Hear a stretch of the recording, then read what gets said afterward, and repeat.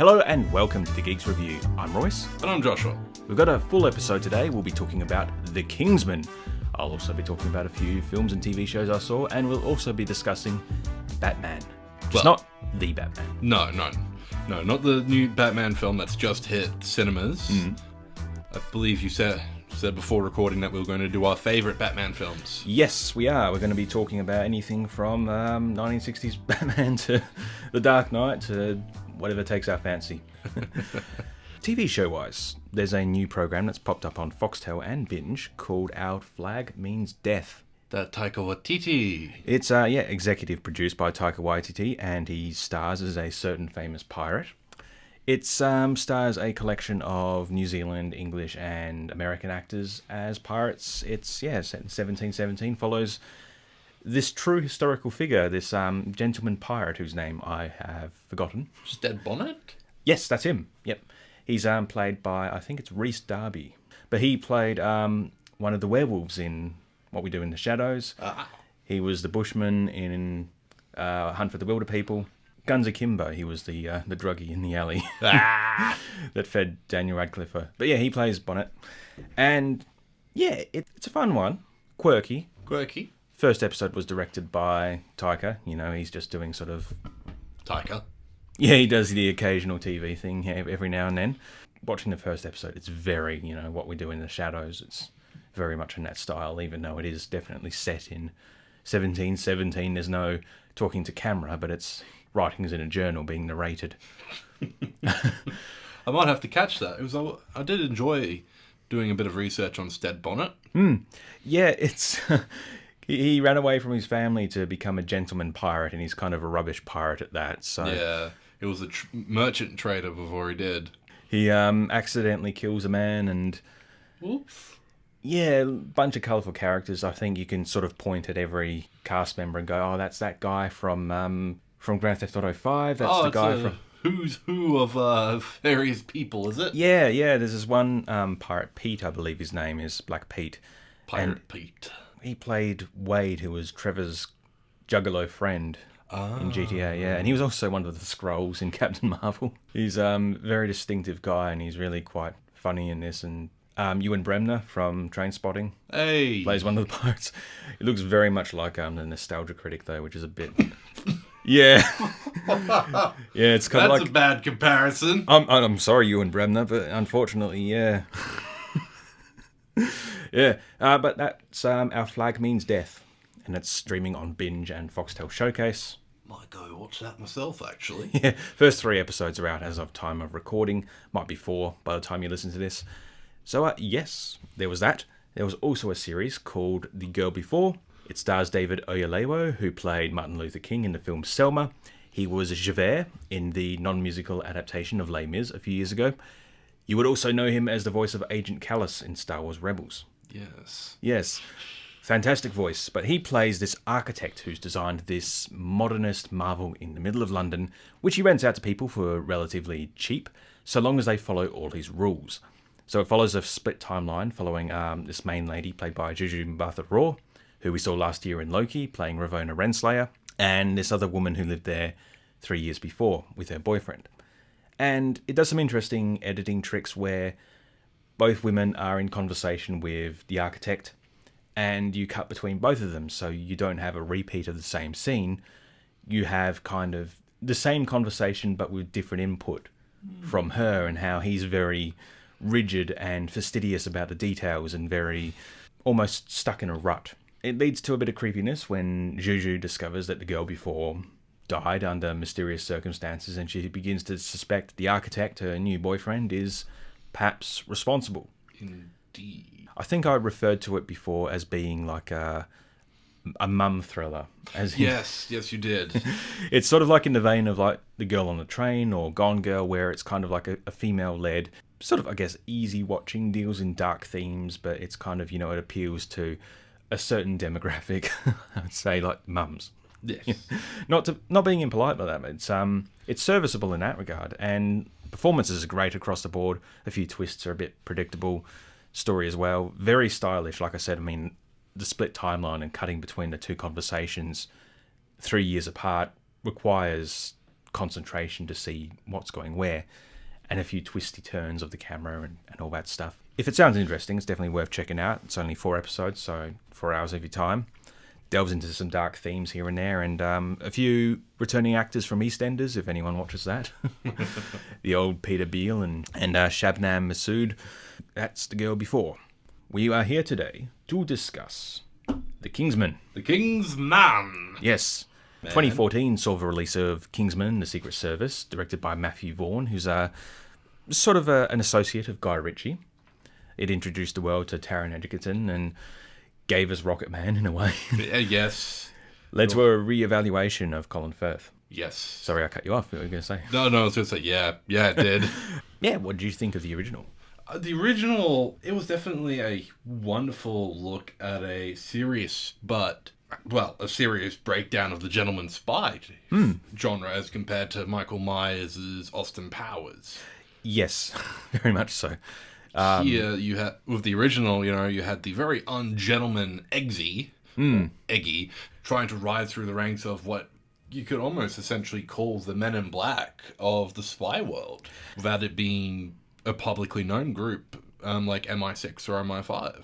Yeah, hidden behind the storefront of this, upper-class tailors in Savile Row, X-ray spectacles, and many weapons hidden within umbrellas and other kind of gentlemanly... A grenade lighter. That's right, yes. And then the sequel, The Golden Circle, added even more people. It did. To the roster. Added in the American partners of the statesman behind a whiskey factory. That's right, yes. Yeah, spelled Jeff with Bridges. A K, A and a Y, not an E. Jeff Bridges. As Champagne, the head of the statesman. That's right, they were named after drinks, weren't they? Yes, you had whiskey, tequila. But star-wise, I mean, Halle Berry, Channing Tatum, Pedro Pascal was the main one. His first massive role, I guess, after Oberyn Martell in Game of Thrones and before The Mandalorian. He's an actor whose characters receive a lot of head trauma, aren't they? Apparently, yeah. And he's playing Joel in The Last of Us, which... Oh, boy. Yeah. Spoilers for the second game. But yes, so The Kingsman is set in the early 20th century. Starts us off in 1902. The Boer War, wasn't it? The end of the Second Boer War, actually. Oh, right, yeah. Because there was two. There was one fought originally 30 years prior, and then there was the Boer War that kicked off, the Second Boer War, which kicked off in 1979. And they have quite a few references to the Second World War with that concentration camps, like a bit of a... Well, the British did actually do that in the Boers. Yeah, it feels very... it did feel, I guess, from someone not knowledgeable, being a reference to that as opposed to like an acknowledgement of... or like an education. Well, let's look at it this way. This is definitely portraying the British as... seeing the British transition from being universally seen as the bad guys of the world for the last 100 years to actually being one of the defenders. Yeah, that is true. Because you go into the First World War, which is when the story predominantly takes place. Mm-hmm. This film stars Ralph Fiennes and Djimon Hounsou. Who else is in this? The fellow who played the lizard. Rhys Ifans, that's right. Yeah, Rhys Ifans. He plays Rasputin. Gorgil Rasputin. The mystic himself. I remember when we were standing in the theatre to go see No Way Home, and we were looking at the poster for this film and seeing Rasputin going, who is that actor? And then there he is in No Way Home. Yeah, as the lizard. He's very engaging, is this Rasputin. It's in the eyes. You were kind of saying he doesn't quite have the glare, but when he gets into the film, he's got... Ooh, it's hypnotic. He's not in the film much, but every time he is, the screen lights up. I heard about chewing the scenery, but what do you do when you physically start chewing the scenery? Yeah, he does. There's a bit of a weird scene. I think I said this to you before, where you said it's about how he believes before you could cleanse someone, they had to sin. In order to be... His philosophy as a monk and as a religious person was, you must sin in order to be asked for forgiveness. So, which is why he did all this weird stuff, taking cyanide, sleeping with anything that moved. Yeah, he gets a bit touchy-feely with Ralph Fiennes. Yes. And it's... yeah. An audio description there. It was a bit awkward, that one, because I'm kind of thinking, this is 2021, are we making like a gay joke, or is this just a Are we going that route? But no, it is in service of the plot. It is in service of the plot. The fight scene as well. Lie down and think of England, Orlando. The fight scene is spectacular. Lots of spinning. Spinning's a good trick. It is. I actually had a little bit of a headache after watching it. Yeah. It wasn't nauseating, but I was like, okay. It's so energetic. Yes. Yeah. It builds upon the previous two films, which were really stylistic and... Also a lot of historical references in this as well. Like when Rasputin is finally... there's a brief moment where they show his face lying down after being shot. That's actually the photo they showed in the newspaper to tell that Rasputin had died. Wow, I've never seen that photo before. Wow. Well, that's impressive. Just like how this Order of the Shepherd, or whatever you want to call the evil organization, has the young Serbian that shot the Archduke. Yeah, the villains are basically all historical figures. Yeah, I guess, somewhat. Yeah, we'll talk... Do you want to talk about the post-credit scene? Well, we could talk spoilers. It's been out for a while. Yeah. So Vladimir Lenin is introduced as one of the villains because of this piece. Rasputin failed. Spoilers. There's no spoilers in history. No, there is not. So Rasputin failed. He in history he was beaten, flogged, poisoned, shot, drowned. Yeah, this film kind of pays homage to that, but it doesn't feel like it goes far enough with killing Rasputin. No. I don't think you can ever go as far as what actually happened to that man. I'd love to see a film. I'd love to make a film, actually. And then the main bad guy, the shepherd, somehow has Vladimir Lenin on his team, said, right, you're going to pick up from where Lenin bloody Rasputin took off. Have your bloody revolution and be done with it. When I am done, my shepherd, you will need someone like me to balance your right, for the left will be too strong. So yeah, post-credits scene.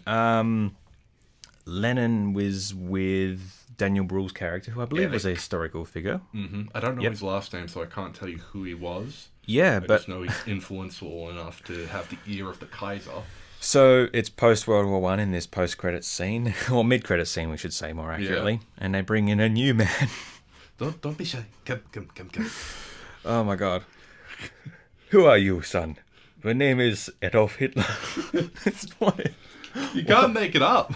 No, it's a bit yikes, I think, given recent political events. You think they would take the mickey with him, but they're not. They're treating him seriously. Yeah, you think they'd... I mean, Charlie Chaplin had been doing it for years prior to the Second World War, so I think, we need to take the mickey out of these horrible people, rob them of their power and influence. Hitler is definitely a prime target. A dehumanizing element to a already not so very nice human. I honestly, in my spare time, find myself singing the song from The Producers. I'm not going to sing it now because I can't. But I know the one you're talking about. Yeah, great song for taking the mickey. Great song. But yeah, it's very strange, that ending, isn't it? It's almost setting up for a sequel. Are we going to get one? Who knows? Who knows?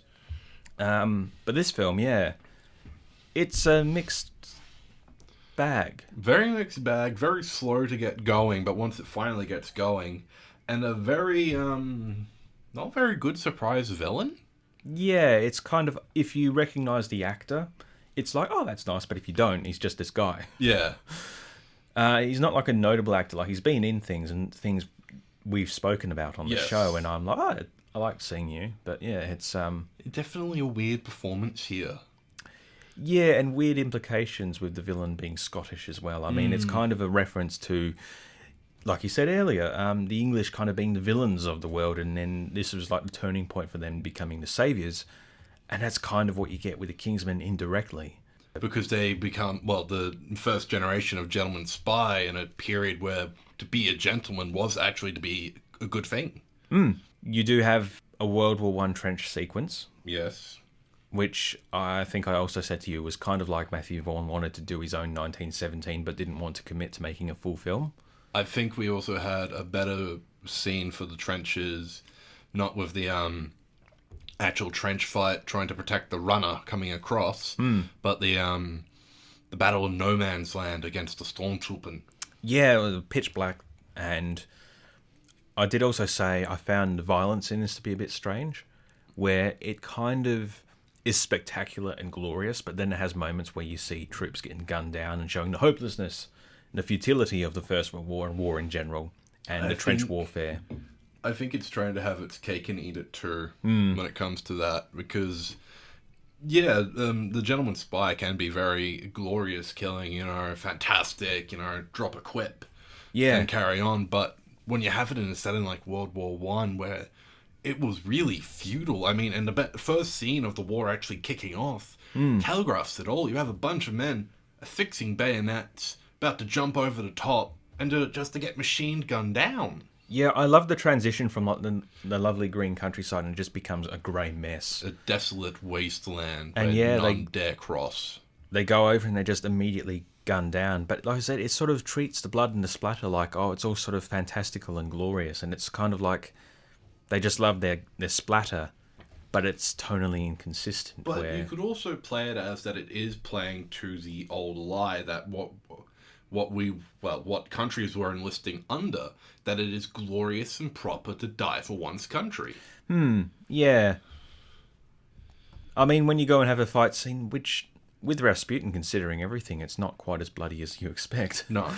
But yeah, Kingsman, of course, had that famous or infamous church scene where, set to the song Freebird, yes, Colin Firth just tears his way through an allegory for the Westboro Baptist Church. Yes. And that was glorious. That was glorious, but here, not so much. Yeah.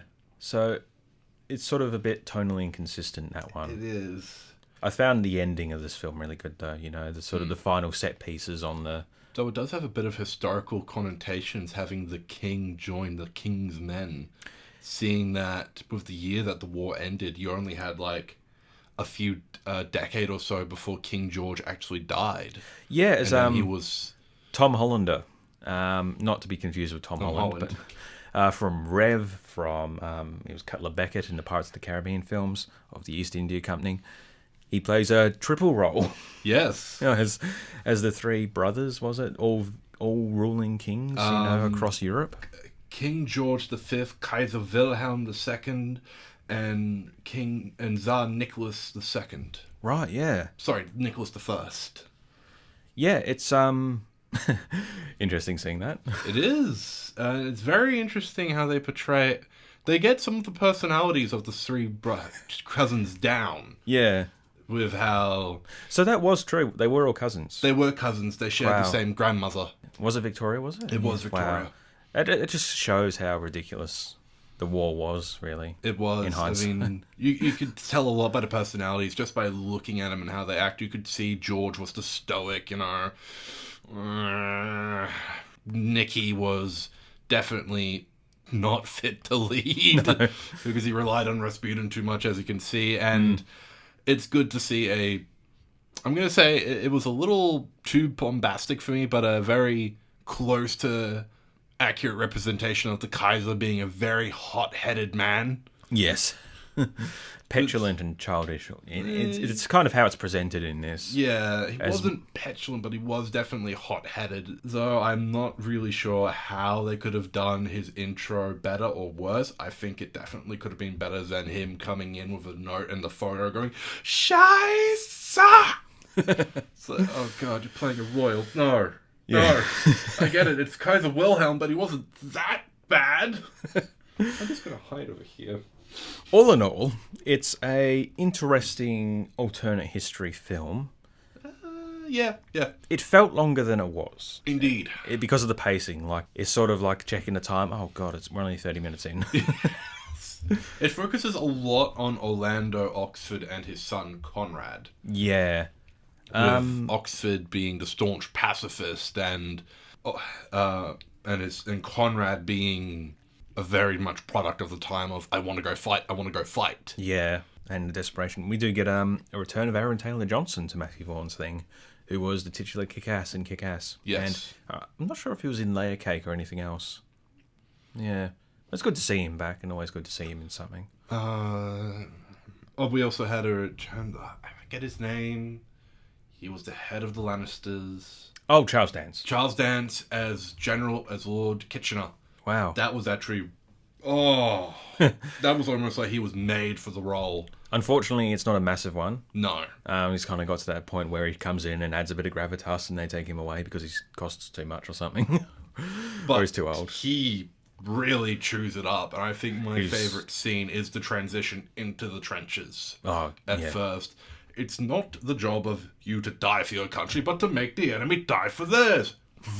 Shing! Even going so far as to replace the actual Kitchener's face with his... Oh, right. For the Britons, we want you. Oh, wow.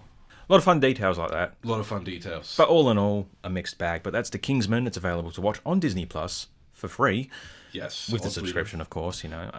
Yeah, but it's gone past Premiere Access. I think that's because it's a Fox film. Yeah, it was sort of one of those, we'll just put it on here. Why not? Yeah. Which is good for us, you know. Very good for us. Very. So to wrap up, to sort of tie into the release of The Batman, which we don't know when we'll be able to see it. It's that's a very long movie. It is. It's apparently 3-hour runtime. Yeah, I'm not sure if I have the bladder, basically. Not to be. I do. Yeah, I'll have to go a few times. But anyway, Batman movies. What's your favourite? I had to think about this long and hard when you asked me to pick one, because it comes down to Michael Keaton in Batman 98 or Mask of the Phantasm. Sorry, 89. Yeah. Yeah, Mum's always said, like, she still doesn't get the casting of Michael Keaton. Like, you know, Mr. Mum. Multiplicity, understandably. But, you know, I think he works within the context of what they do, and he's a favourite Batman of many. He is. This is definitely showing that he can not just do the comedic, but he can also do the seriousness. And Mask of the Phantasm, which we've spoken about before, has been... It is considered one of the greatest animated Batman films, or Batman films in general.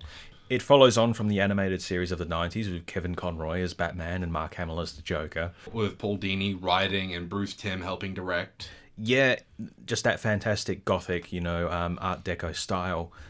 It shows how Bruce becomes Batman, how he loves and loses, and a kind of origin story to the Joker, and twisting turns, a brand new villain who is creepy and imposing. The Phantasm, who has come back in the comics. He's a fantastic villain. Absolutely. And even going so far as to have 2 voice actors for the Phantasm. Yes. I'd be interested to see how he's interpreted in comics, because comics nowadays are very realistic in their style. It's only seemed that the Phantasm has come back in the actual continuation of the New Adventures of Batman, which is a continuation of the old TV series. After the final episode of the animated series called The New Batman Adventures. It's a proper detective story, which this new Batman movie is being lauded as. I saw some people saying, it's like the animated series, but they mean in regards to how it's presented as opposed to style, homages or whatever. And like with the Phantasm, I really hope and Batman 89 and Phantasm do skip over one key scene, because they trust us. We know that we've seen it, and that's the Waynes getting shot in the alley. 89 does show it. It's Jack Napier that does it. That's right. Yeah. I keep forgetting. Yeah. I think at the time when that happened, it was new, because people had... culturally, you know, Adam West was still fresh in the mind. I don't think that ever references how or why he becomes Batman. So No. I still do love Adam West, and I do hope that one day they do trust us enough to go back to that kind of Batman. Well, there is the old Batman 66 comics and movies. There is that.